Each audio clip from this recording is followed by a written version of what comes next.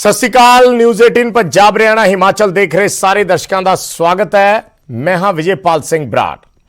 सब तो पहला गल अज कोविड हैल्पलाइन दे विच ब्लैक फंगस दी, क्योंकि पंजाब दे विच ब्लैक फंगस के मामले पिछले दिनी सब तो ज्यादा चर्चा दे विच रहे ने और हुण ब्लैक फंगस के नाल नाल वाइट फंगस या येलो फंगस ऐसे भी ਜਿਹੜੇ ਨੇ सुनन ਦੇ ਵਿੱਚ नवे नाम सामने आ रहे हैं। हालांकि की चीज़ां ने आम लोग इसनूं ना ही जल्दी समझ पाते हैं और ना ही इस बारे कोई जानकारी रखते हैं। इसे करके कोविड हैल्पलाइन च साडी कोशिश रहिंदी है कि असीं माहिर डॉक्टरां नूं अपने नाल जोड़ के लोकां तक, जनता तक, साडे दर्शकां तक ये पहुँचा सकीए जानकारी कि आखिर ये है कि इस तो बचाव दे जिहड़े ने वो की तरीके ने और किस तरीके नाल अगर किसी को सिम्पटम दिखते हैं तो उसके नाल निपटिया जा सकता है या उसका किस तरीके नाल इलाज किया जाना है।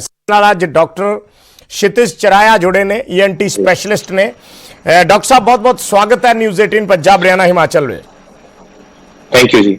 डॉक्टर साहब मैं सब तो पहला तुहाडे तो यही जानना चाहूँगा कि नित नवे नाम आ जाते हैं लोगों के लिए, दर्शकों के लिए बड़ा मुश्किल होंदा इन्हां चीज़ों के नाल वास्ता होना, दो चार होना, क्योंकि कोविड का एक टाइम है। कोविड के टाइम दे विच पहला ही लोग बहुत ज़्यादा डरे सहमे होंदे आ, एक पैनिक का माहौल तुसीं देखिया होना पिछले दिनों के विच बहुत ज़्यादा। हुण तां थोड़ा जिहा उस दे विच बदलाव आ गया, पर जदों ऐसियां नवीं चीज़ां सामने आउंदियां, कदे ब्लैक फंगस, हुण एक वाइट फंगस की गल आ गई, येलो फंगस का भी सुनन दे विच आया सी। ये बेसिकली मतलब है कि किस तरीके नाल आपां लोकां नूं, दर्शकां नूं समझा सकते हैं? ठीक है मिस्टर बराड़, मैं बड़ा सिंपली बताता हूँ जी sir. Black fungus is nothing new. ठीक है, ये हम सब ने बचपन से देखी हुई है। अगर आप ब्रेड या खाने को कोई बाहर छोड़ देते हैं इन दिनों के लिए तो उस पर कुछ उग जाता है, सफेद सफेद काला काला, या लेदर के आइटम्स पे बारिश के मौसम में या फसलों पर भी उग जाते हैं, तो उनको वो फंगस है। वो फंगस तो हवा में है, हम सबके नोज के अंदर, हम सबके मुंह के अंदर उसके बीज है। ठीक है, तो ये नहीं है, ये बहुत कई सदियों से है, जब से इंसान है तब से है। हाँ, जब लेकिन नॉर्मली अगर मेरी नाक के अंदर उसके बीज पड़े हैं तो वो मेरे शरीर के अंदर नहीं घुस पाते, क्योंकि मेरे शरीर की इम्यूनिटी ताकत उसे लड़ती है और उसको अंदर नहीं घुसने देती। ठीक है, लेकिन ये कोविड के टाइम नई चीज नहीं आई है। 15 साल से इनको मैं देख रहा हूँ और ट्रीटमेंट कर रहा हूँ, तो सोचो दुनिया में कब से है। तो जो पेशेंट पहले अपनी इम्यूनिटी कम होती है, पहले भी ये होता था। हाँ, अब थोड़ा नंबर बढ़ा है, दैट इज ऑल। तो ये डॉक्टर साहब मतलब ये जो टर्म्स हैं इसकी, black fungus, white fungus, yellow fungus, ये क्या है, इसमें फर्क क्या है? Very intelligent question sir, because जितने नाम आ रहे हैं उतना ही कंफ्यूजन क्रिएट हो रहा है। बिल्कुल सर, बिल्कुल। मैं आज क्लियर कर दूं, मेडिकल टर्म्स में कोई black, white, yellow, pink colour के नाम से फंगसेस को हम लोग नहीं जानते। ठीक है, ये गलत है। अगर एक ही फंगस को अलग अलग जगह उगाया जाएगा तो उसके अलग अलग रंग हो सकते हैं, डिपेंडिंग कि उसको खाना क्या मिल रहा है, राइट? सो ये सही चीज नहीं है। फिर भी जैसे जो भी फंगस सबसे ज्यादा फैल रही है, म्यूकरमाइकोसिस, ये खून की पाइपों के अंदर फैलती है। ठीक है, और खून की पाइपें ब्लॉक हो जाती है। तो जब खून की पाइप ब्लॉक हो जाएगी जिस हिस्से की, वो हिस्सा काला पड़ जाएगा। इसलिए लोगों ने इसको नाम दे दिया black fungus. Black fungus, okay. हाँ, फंगस ब्लैक नहीं है, लेकिन उसकी वजह से इलाका काला पड़ जाता है, इसलिए। तो जैसे व्हाइट और जी व्हाइट के बारे में, हाँ जी।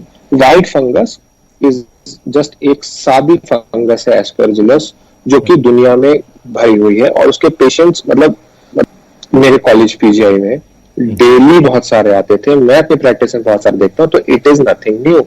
और येलो फंगस पर से कोई टर्म है ही नहीं। ठीक है, सो मेरी रिक्वेस्ट है आपके थ्रू पब्लिक से कहने की, प्लीज आप अलग अलग कलर सुन के पैनिक मत होइए। इनमें से कोई भी कीटाणु नया नहीं है, ये सब पहले से ही थे। बस अब थोड़ा नंबर ज्यादा आ रहा है और कुछ नहीं। तो ये सब डॉक्टर साहब स्टीरॉइड्स की वजह से हो रहा है?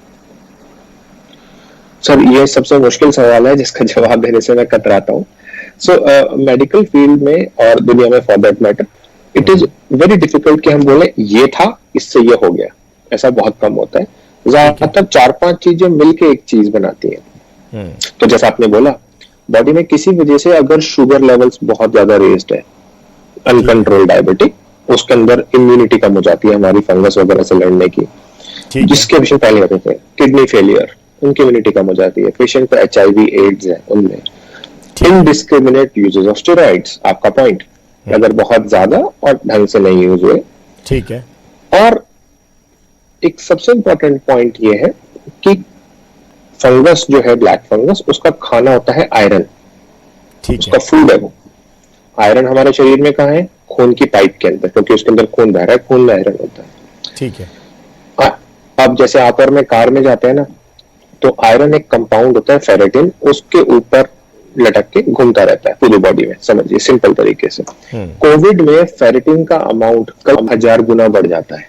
ठीक है। और फेरेटिन बढ़ गया तो घूमने वाला आयरन बढ़ गया, तो जो फंगस है उसका खाना बहुत ज्यादा हो गया, तो वो अटैक ज्यादा कर देती है। इस तरीके से तो 4-5 फैक्टर्स मिलके बनाते हैं सर। स्टेरॉइड एक कारण है, लेकिन केवल स्टेरॉइड को बोलना ठीक नहीं रहेगा। ठीक है सर। एक कॉलर जुड़े ने सर साडे नाल, एकम मलोट तो। हाँ जी एकम, की सवाल है अपना, की पूछना चाह रहे हो? हाँ जी डॉक्टर साहब, ਇਹ ਜਿਹੜੀ ਇਨਫੈਕਸ਼ਨ ਹੁੰਦੀ ਆ ਆਈਜ਼ ਦੇ ਵਿੱਚ, ਜਿਵੇਂ ਮੇਰੀ ਮਦਰ ਦੇ ਆ, ਉਹਨਾਂ ਦੀ ਆਈਜ਼ ਦੇ ਵਿੱਚ ਪਿੰਪਲਸ ਹੋ ਗਏ ਨੇ, ਇਹ ਇੱਕ ਬਲੈਕ ਫੰਗਸ ਦਾ ਸਿੰਪਟਮਸ ਹੋ ਸਕਦਾ ਹੈ ਜਾਂ ਨਹੀਂ? ਉਹਨਾਂ ਨੂੰ ਕੋਵਿਡ ਵਗੈरह ਦੀ ਕੋਈ ਪ੍ਰੋਬਲਮ नहीं सी पहला। सर ये इंफॉर्मेशन ना थोड़ी सी कम रहेगी। मुझे आप ये बताइए कि जो आपके मदर है उनकी आंखों की रोशनी ठीक है, उनको दिखाई ठीक दे रहा है? हाँ जी सर, रोशनी ठीक है बिल्कुल, लेकिन पिंपल्स हो चुके हैं आंखों में। हाँ, सेकंड क्वेश्चन, अगर वो अपनी आंख को दाएं बाएं ऊपर नीचे घुमाती हैं तो उनकी आंख घूम रही है? वंडरफुल। तो इसका मतलब आपकी मदर को शायद ब्लैक फंगस होने के चांसेस काफी कम है। सो आई हाईली रिकमेंड कि आप आई के डॉक्टर से मिलिए, वो एक टेस्ट से मालूम कर लेते हैं कि ये कुछ और है या ब्लैक फंगस की स्टार्टिंग है, पर आपकी बातों से चांसेस कम लग रहे हैं। ठीक है। एक मलेरकोटला तो कॉलर जुड़े ने, हरमन। हाँ जी हरमन, की पूछना चाह रहे हो? सर मैनू ना प्रॉब्लम है, एक तो पैरालाइज दी ਤੇ ਇੱਕ ਮੇਰੇ ਬ੍ਰੇਨ ਦੇ ਬੀਟਾ ਸੈੱਲ ਨੇ ਜਿਹੜੇ ਉਹ ਫਾਸਟ ਵਰਕ ਕਰ ਰਹੇ ਆ। ਕਿ ਮੈਂ ਬਲੈਕ ਫੰਗਸ ਤੇ ਇਮਿਊਨਿਟੀ ਸਿਸਟਮ ਵੀ ਹੋ ਸਕਦਾ ਵੀਕ ਹੋਵੇ, ਵੀ ਮੈਨੂੰ ਸਲਾਹ ਦਿਓ ਵੀ ਇਹਦੇ ਬਚਣ ਤੋਂ ਕੀ ਤਰੀਕੇ ਨੇ ਜੀ? डियर, मैं थोड़ा बहुत ही समझ पाया तुम्हारी बातों से कि तुम्हारे साथ क्या चल रहा है, पूरा तो समझ नहीं पाया, लेकिन चलो मैं मान के चलता हूँ कि किसी वजह से आपकी इम्यूनिटी थोड़ी कम है जी। ठीक है, ये मान तो ठीक है। सो मैं आपसे बस इतना कहना चाहता हूं कि आपने सिंपल चीजें करनी है। नमी वाली जगह जो होती है, जहां पे हवा में नमी ज्यादा हो, उन जगहों से बचिए, वहां पे फंगस हमेशा ज्यादा होती है। और सिंपल सलाइन वॉशेस मिलती हैं, जिसको हिंदी में जलनीति बोलते हैं। ऐसे सलाइन वॉशेस जो है, नमक के पानी के स्प्रेज मिलते हैं नाक को धोने के लिए स्टोर्स में। सिर्फ दिन में 1 से 2 बार वो कर लीजिए और कुछ नहीं लेना। आपको सजग रहना है। 5-6 पॉइंट्स में आगे बताऊंगा जो किसी भी पेशेंट को ध्यान रखने हैं। अगर ये हो रहे हैं तो उनको जल्दी मेडिकल अटेंशन लेना है, डिले नहीं करना।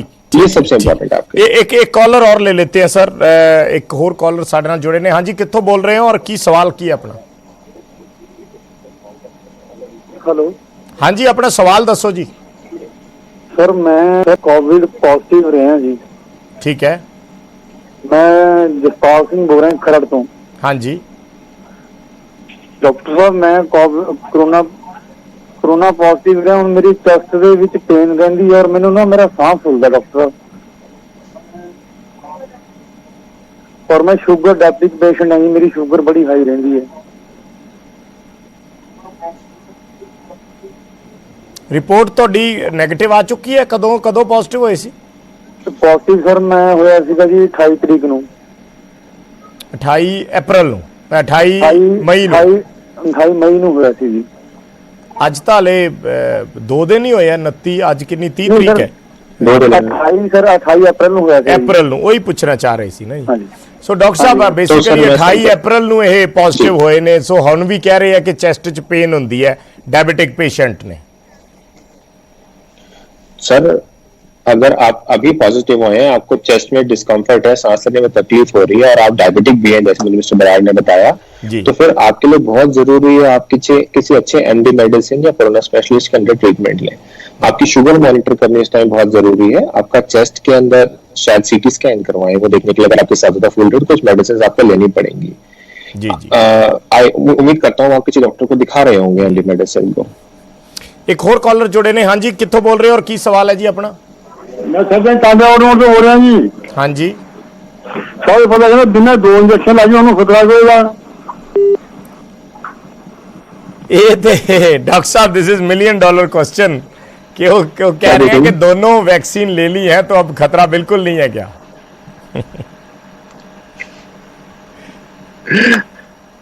सर ऐसा बिल्कुल भी नहीं है। मैं आपको सिर्फ इतना बता सकता हूं जितना अभी तक सच पता है। सच सिर्फ इतना पता है कि अगर आपको दोनों वैक्सीन ले ली है और आपकी बॉडी में इन्फेक्शन होता है तो आपको सीरियस कॉम्प्लिकेशन होने का चांस काफी कम है। बस तो मेरे पूरे परिवार ने ली वैक्सीनेशन, लेकिन ये बिना मास्क लगाए कभी बाहर नहीं निकलता। बिल्कुल सही। हाँ, कल को अगर जैसे यूएसए में वो लोग बोल रहे हैं मास्क उतार दो, पर उसमें कंडीशन ये है कि आसपास के जितने लोगों के बीच में हो सबने वैक्सीन लगा रखी हो। हमें पता नहीं ना किसने लगाई है किसने नहीं लगाई, कवरेज इंडिया में इतना नहीं हुआ है। तो मैं आपसे चाहूंगा कि आप लापरवाही बिल्कुल ना करते हैं।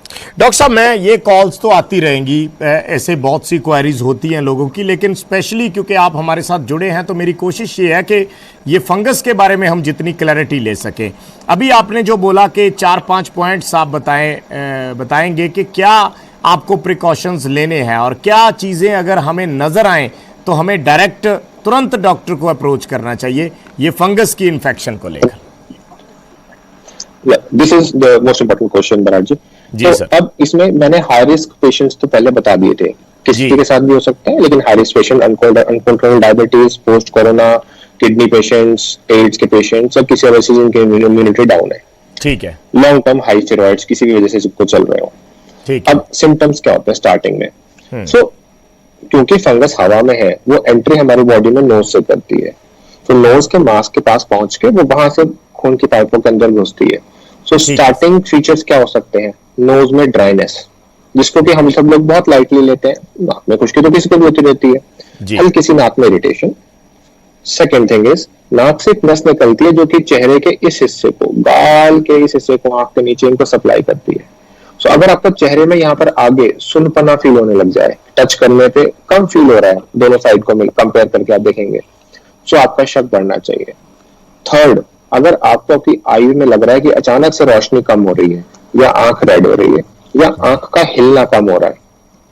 फोर्थ, आपको ये लगे कि मेरे इतने हिस्से में पता नहीं किस वजह से दर्द हो रहा है, बहुत तेज, कोई और वजह तो नहीं थी। सो नाक के सिम्टम्स, ड्राइनेस, ब्लीडिंग, ऑब्स्ट्रक्शन, चेहरे पे सुनपना। आंख के सिम्टम्स, आंख की अनएक्सप्लेन्ड रेडनेस, रोशनी कम होना और आंख का हिलना कम होना, इसे डबल डबल दिखाई देगा। फोर्थ, आपको इतने हिस्से में सीवियर पेन होना जिसकी कोई और वजह नहीं थी।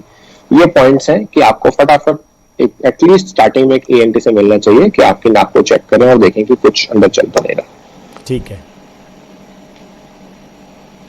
तो ये सिम्टम्स अगर आपको नजर आए तो तुरंत आपको ENT स्पेशलिस्ट को दिखाना चाहिए।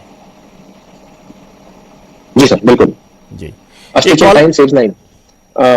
जैसे कि अभी फिलहाल हम लोगों के ट्रीटमेंट में 6 एक्टिव पेशेंट है ब्लैक फंगस के।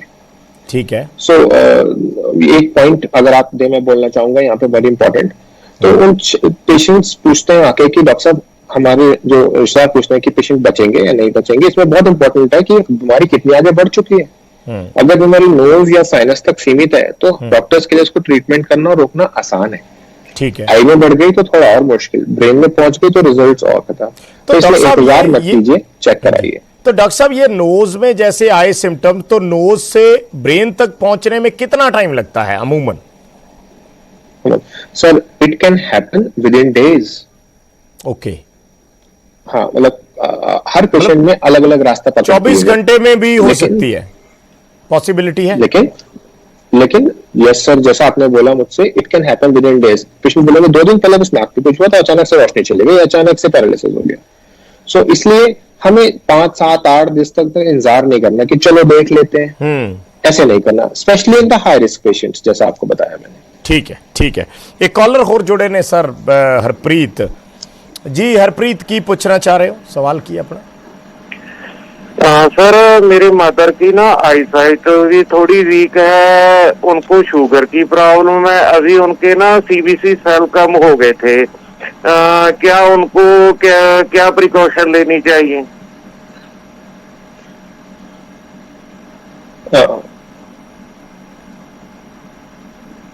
Sir I lost the audio.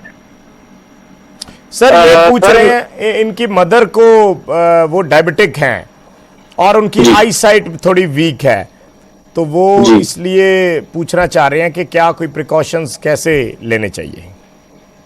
ठीक है, अगर डायबिटिक है और पहले से ही अगर आईसाइट वीक है, जो कि डायबिटीज के पेशेंट में होता है कि आंखों के अक्सर पर्दे होती पे है। हाई शुगर से असर पड़ता है, तो उसके लिए right doctor for you is an I doctor, जिनके पास में लेजर की फैसिलिटी हो। जी। तो उसमें कुछ तरीकों में आईज में लेजर करते हैं जिससे कि नुकसान आगे नहीं पड़ता दोस्त। सो आपका क्वेश्चन बिल्कुल वैलिड है, पर वो ब्लैक फंड से रिलेटेड नहीं है। उसके लिए आपको आई डॉक्टर से मिलकर उसका आई थिंक अगर वो ठीक समझेंगे तो कुछ ठीक। लेजर प्रोसीजर कराना चाहिए। फरीदकोट तो एक और कॉलर जुड़े ने, गोपाल। हाँ जी, की पूछना चाह रहे हो जी? डॉक्टर साहब मेरा ना HIV ਦਾ ਪੇਸ਼ੈਂਟ ਹੈ ਜੀ। राइट जी। HIV ਦਾ, ਹਾਂਜੀ, ਤੇ ਸ਼ੂਗਰ ਪੇਸ਼ੈਂਟ ਵੀ। ਮੈਨੂੰ ਵੈਕਸੀਨ ਲਵਾਉਣੀ ਚਾਹੀਦੀ ਹੈ ਕਿ ਨਹੀਂ ਜੀ? ਸਰੀਰ ਕਮਜ਼ੋਰ ਹੈ। ओके सर, आई बिलीव बहुत अच्छा करा आपने कॉल करा। मतलब आई रियली अप्रिशिएट कि आप आज की मेरे ख्याल से हमारी मीटिंग का सबसे जेन्युइन क्वेश्चन जो पूछा है वो आपने पूछा है। सर देखो, आपकी एक तो इम्यूनिटी वैसे ही कमजोर है क्योंकि आपको HIV है जो इम्यूनिटी पर असर करता है, और ऊपर से डायबिटीज। तो आपको तो सबसे ज्यादा जरूरत है वैक्सीनेशन की, क्योंकि अगर कोविड हमारे में हो गया तो फिर उसको रोकने के लिए हमारी इम्यूनिटी के पास ताकत ही नहीं है, कोई हथियार ही नहीं है। वैक्सीन होगा तो कुछ तो तैयारी होगी शरीर के पास लड़ने के लिए। तो आप दोनों के रिस्क और बेनिफिट देखिए। अगर हमें कोविड हो गया तो उस बॉडी संभाल नहीं पाएगी, तो उससे बचाने के लिए आपको तो वैक्सीनेशन की सबसे ज्यादा जरूरत है सर। ये बड़ा इंपॉर्टेंट सवाल है डॉक्टर साहब। मैं इसी के साथ थोड़ा और ऐड ऑन करना चाहूँगा कि जैसे इन्होंने कहा, और मतलब ये वाकई अप्रिशिएट करने वाली बात है कि इन्होंने कॉल करके खुद ये बात बोली है, वरना बहुत लोग ये बताते ही नहीं है। और दूसरी बात, बहुत हार्ट पेशेंट है। हमें ज़्यादातर, हम डेली ये कोविड हेल्पलाइन का शो करते हैं सर, और सबसे ज़्यादा कॉल्स हमें इसी से रिलेटेड आती है कि किसी को कोई डायबिटिक है, किसी को हार्ट प्रॉब्लम है, किसी को कोई किडनी प्रॉब्लम है, कोई लिवर पेशेंट है, किसी को एलर्जिक है, स्किन एलर्जी है। तो ऐसे लोग जो हैं वो वैक्सीनेशन के अलावा, वैक्सीनेशन के लिए सबसे ज़्यादा जो है उनमें कहिए कि थोड़ा डर है, या वो कंफ्यूज हैं कि क्या हम वैक्सीनेशन करवाएं या नहीं करवाएं। तो मैं आपसे एक कॉमन रिप्लाई चाहता हूं इन सब प्रॉब्लम्स के लिए। ठीक है सर, अगर आपको ध्यान हो तो सबसे पहले गवर्नमेंट ने जी। कौन सी कैटेगरीज के लिए निकाली थी जो सबसे ज्यादा जिनकी इम्यूनिटी कमजोर होती है? जी। सीनियर सिटीजन्स या 45 विद कोमॉर्बिडिटीज, यानी जिसको diabetes, sugar, blood pressure, AIDS हो। तो जी। क्यों निकाली इनके लिए पहले? क्योंकि ये सबसे ज्यादा वल्नरेबल है, यानी इन्फेक्शन इनमें होगा तो सबसे तेजी से फैलेगा, इनको सबसे नुकसान करेगा। बिल्कुल सही बात। तो इसीलिए ये जो पेशेंट्स हैं, जैसे हमारे लिसनर ने भी कॉल किया, जी। इनको एक्चुअली सबसे ज्यादा जरूरत है। जी। अगर हमारे अंदर कोई भी बीमारी है तो हमें सबसे पहले लाइन में हमें खड़ा होना है कि मुझे ज्यादा जरूरत है, बजाय उसके कि जिसको बीमारी नहीं है कोविड से, क्योंकि मेरी डिफेंस कमजोर है। तो मुझे उस डिफेंस को अपनी बॉडी की स्ट्रांग करना है। बिल्कुल सही बात है। कोविड के इंजेक्शन के साइड इफेक्ट से डरना नहीं है। लोग कहते हैं कि हमें 2 दिन बुखार रहा, 3 दिन बुखार रहा, शरीर में दर्द रहा। जब हमारे बच्चों को वैक्सीनेशन लगता है तो क्या उनको बुखार नहीं आता? क्या 1-2 दिन वो चिड़चिड़े नहीं रहते? लेकिन हमें पता है कि उन बच्चों को बेनिफिट मिलेगा तो हम लगाते हैं ना उनको भी। कौन सा बच्चा इसको वैक्सीन नहीं लगवाते? तो हम अपने लिए क्यों नहीं लगवा रहे सर? बस नजरिए की बात है। सिर्फ नजरिए की बात है। एक और कॉल ले लेते हैं। हाँ जी, क्या कहाँ से बोल रहे हो? की सवाल है जी अपना? हेलो। हाँ जी, हाँ जी, की सवाल है जी अपना? सवाल दसो दरबारा सिंह जी। हाँ, दरबार सवाल ये है जी कि ये डॉक्टर साहब ਨੂੰ ਇਹ ਪੁੱਛਣਾ ਜੀ। हाँ जी। हाँ जी, डिस्ट्रिक्ट दरबारा सिंह जी। हाँ जी, तुसी अपने टीवी की आवाज घट करो जी, जो उधर सुनोगे तो तुहानू सवाल नहीं समझ आएगा। हाँ, हेलो। हाँ जी। ਹੁਣ ਦੱਸੋ ਕੀ ਪੁੱਛਣਾ ਚਾਹ ਰਹੇ ਹੋ? ਹਾਂਜੀ, ਸਵਾਲ ਇਹ ਹੈ ਜੀ ਡਾਕਟਰ ਸਾਹਿਬ ਨਮਸਕਾਰ ਜੀ। ਤੁਸੀਂ ਸਵਾਲ ਪੁੱਛੋ ਜੀ ਆਪਣਾ, ਤੁਸੀਂ ਟਾਈਮ ਜ਼ਿਆਦਾ ਖਰਾਬ ਕਰ ਰਹੇ ਹੋ, ਹੋਰ ਵੀ ਕਾਲਰ ਨਹੀਂ ਜੁੜੇ ਹੋਏ ਨਹੀਂ, ਨੇ। ਸਵਾਲ ਇਹ ਹੈ ਜੀ ਕਿ ਜਿਨ੍ਹਾਂ ਨੂੰ ਕਰੋਨਾ ਦੀ ਸ਼ਿਕਾਇਤ ਹੈ ਉਹਨਾਂ ਨੂੰ ਫੰਗਸ ਦੀ ਸ਼ਿਕਾਇਤ ਹੋ ਸਕਦੀ ਹੈ ਕਿ ਵੈਸੇ ਵੀ ਮਰੀਜ਼ ਨੂੰ ਹੋ ਸਕਦੀ ਹੈ ਜੀ? ठीक है। ठीक है, जेन्युइन क्वेश्चन। नहीं जी सर, सर। ऐसा कुछ नहीं है कि कोरोना वालों को ब्लैक फंगस होगा। जैसा आपसे मैंने बोला कि ब्लैक फंगस तो 85-100 सालों से है, जो जिनकी शुगर कंट्रोल में नहीं रखते, डायबिटीज के पेशेंट या किसी और वजह से, हम लोग कई बार बोल चुके हैं कि इम्यूनिटी इनकी कम होती है, उनके अंदर ये होता ही था। जी, तो ये कोई ऐसा नहीं है। हाँ, अब ये- कोविड कैसा नहीं वाला। हाँ जी, हाँ जी। Please please mister Brar continue. नहीं, मैं यही पूछना चाह रहा था कि ये बात भी सबसे ज्यादा लोग पूछते हैं कि सिर्फ कोरोना पेशेंट्स को ही ब्लैक फंगस का खतरा है और शायद किसी दूसरे को नहीं हो सकती। तो सर ये बिल्कुल ही गलत स्टेटमेंट है। जिसी की वजह से इम्यूनिटी डाउन होगी, चाहे कोरोना हो या अदरवाइज। जैसे अभी मेरे पास में 6 पेशेंट्स हैं, 6 में से 2 पेशेंट बिना कोरोना वाले हैं, उनको कोरोना कभी हुआ ही नहीं। ठीक है, सो लेकिन उनकी इम्यूनिटी किसी और वजह से कम थी। ठीक है, ये है। तो ऐसा कोई भ्रम नहीं रखना सर। ਰਾਈਟ ਸਰ, ਸ਼ੁਕਰੀਆ, ਬਹੁਤ ਬਹੁਤ ਧੰਨਵਾਦ ਡਾਕਟਰ ਸਾਹਿਬ, ਤੁਸੀਂ ਸਮਾਂ ਕੱਢਿਆ, ਸਾਡੇ ਨਾਲ ਜੁੜੇ, ਸਾਡੇ ਦਰਸ਼ਕਾਂ ਦੇ ਸਵਾਲਾਂ ਦੇ ਜਵਾਬ ਦਿੱਤੇ। ਉਮੀਦ ਕਰਦੇ ਹਾਂ ਕਿ ਕਾਫੀ ਦਰਸ਼ਕ ਇਸ ਗੱਲਬਾਤ ਤੋਂ ਸਮਝ ਪਾਏ ਹੋਣਗੇ। ਔਰ ਸਭ ਤੋਂ ਵੱਡੀ ਚੀਜ਼ ਹੈ ਇਹਤਿਆਤ। ਅਗਰ ਕਿਸੇ ਨੂੰ ਕੋਈ ਸਿੰਪਟਮ ਨਜ਼ਰ ਆਉਂਦੇ ਆ, ਸਭ ਤੋਂ ਪਹਿਲਾਂ ਇਹ ਆਪਣੇ ਜਿਹੜੇ ਡਾਕਟਰ ਨੇ ਕੰਸਰਨ, ਉਹਨਾਂ ਦੇ ਨਾਲ ਜਾ ਕੇ ਮਿਲੋ, ਚੈੱਕਅਪ ਕਰਵਾਓ, ਕਿਉਂਕਿ ਜਿਵੇਂ ਡਾਕਟਰ ਸਾਹਿਬ ਨੇ ਦੱਸਿਆ ਕਿ ਜ਼ਿਆਦਾ ਦੇਰ ਨਹੀਂ ਲੱਗਦੀ, ਕਈ ਵਾਰੀ ਇੱਕ ਦਿਨ ਦੇ ਵਿੱਚ ਹੀ ਇਹ ਜਿਹੜੀ ਬਿਮਾਰੀ ਹੈ ਇਹ ਅੱਗੇ ਦਿਮਾਗ ਤੱਕ ਪਹੁੰਚ ਜਾਂਦੀ ਹੈ। ਸੋ ਇਸ ਕਰਕੇ ਰਿਸਕ ਜਿਹੜਾ ਹੈ ਇਸ ਮਾਮਲੇ ਦੇ ਵਿੱਚ ਬਿਲਕੁਲ ਨਹੀਂ ਲੈਣਾ ਚਾਹੀਦਾ। ਔਰ ਅਗਰ ਕਿਸੇ ਨੂੰ ਵੀ ਐਸੇ ਸਿੰਪਟਮ ਨਜ਼ਰ ਆਉਂਦੇ ਹੈ ਤਾਂ ਤੁਰੰਤ ਆਪਣੇ ਡਾਕਟਰ ਨਾਲ ਸੰਪਰਕ ਕਰਨਾ ਚਾਹੀਦਾ। ਔਰ ਵੈਕਸੀਨੇਸ਼ਨ, ਜਿਸ ਵੀ ਵਿਅਕਤੀ ਦੀ ਇਮਿਊਨਿਟੀ ਕਮਜ਼ੋਰ ਹੈ ਉਸ ਦੇ ਲਈ ਵੈਕਸੀਨ ਸਭ ਤੋਂ ਜ਼ਿਆਦਾ ਜ਼ਰੂਰੀ ਹੈ। ਔਰ ਇਮਿਊਨਿਟੀ ਕਮਜ਼ੋਰ ਦਾ ਮਤਲਬ ਹੈ ਕੋਈ ਹਾਰਟ ਪੇਸ਼ੈਂਟ ਹੈ, ਕੋਈ ਲਿਵਰ ਪੇਸ਼ੈਂਟ ਹੈ, ਕੋਈ ਕਿਡਨੀ ਪੇਸ਼ੈਂਟ ਹੈ, ਕੋਈ ਡਾਇਬਟਿਕ ਹੈ, ਉਹਨਾਂ ਸਭ ਦੀ ਇਮਿਊਨਿਟੀ ਕਮਜ਼ੋਰ ਹੁੰਦੀ ਹੈ। ਇਸ ਕਰਕੇ ਉਹਨਾਂ ਦੇ ਲਈ ਵੈਕਸੀਨੇਸ਼ਨ ਸਭ ਤੋਂ ਜ਼ਿਆਦਾ ਜ਼ਰੂਰੀ ਹੈ। ਇੱਕ ਬਹੁਤ ਛੋਟਾ ਜਿਹਾ ਕਮਰਸ਼ੀਅਲ ਬ੍ਰੇਕ, ਜਲਦ ਵਾਪਸ ਆਉਂਦੇ ਹਾਂ।